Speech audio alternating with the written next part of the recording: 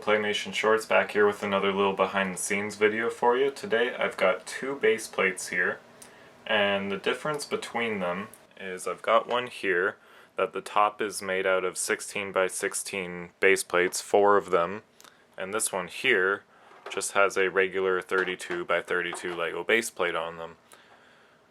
What you may not know is even though the base plates don't stick to anything on the bottom, if you put them on bricks at the same level as regular Lego plates, they actually are the same height. They are level with each other, which means you can connect them to each other and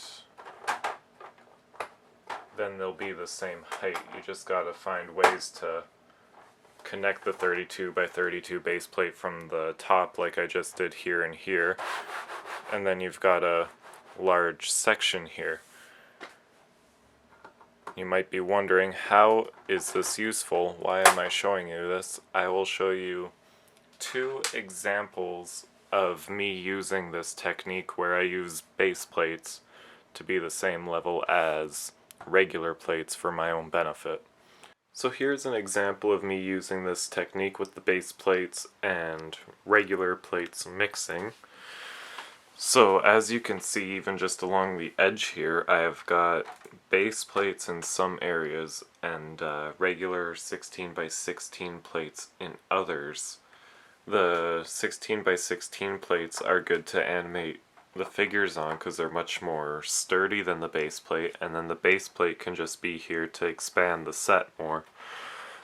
So like over here, for example, where the figures are, they're also on the normal 16 by 16 plates, and then say like over here I've got a base plate there where nothing's going to be animated. It just makes the set larger and saves some money by doing so. Rather than buying a bunch of these large expensive plates, I can use some base plates I already have, just raise them up and they'll be at the same level as here, and it helps make the set bigger. In fact, I actually just took down a much larger setup I had on this table using the same technique.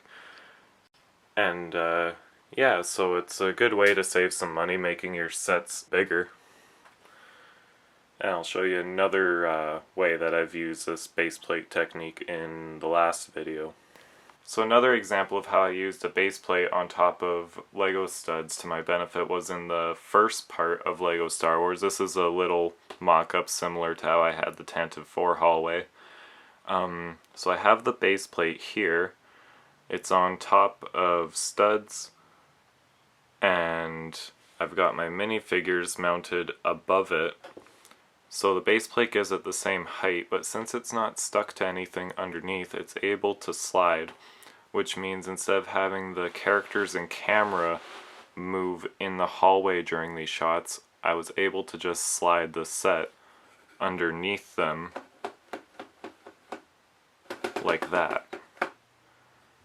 And then I would just animate the characters moving in place and keep my camera still while just the set had to move. So that's another technique that you can get out of the base plates on top of normal studs. So that's all I've got for you today. Make sure you subscribe for more behind the scenes and so that you don't miss part 2 when it comes out.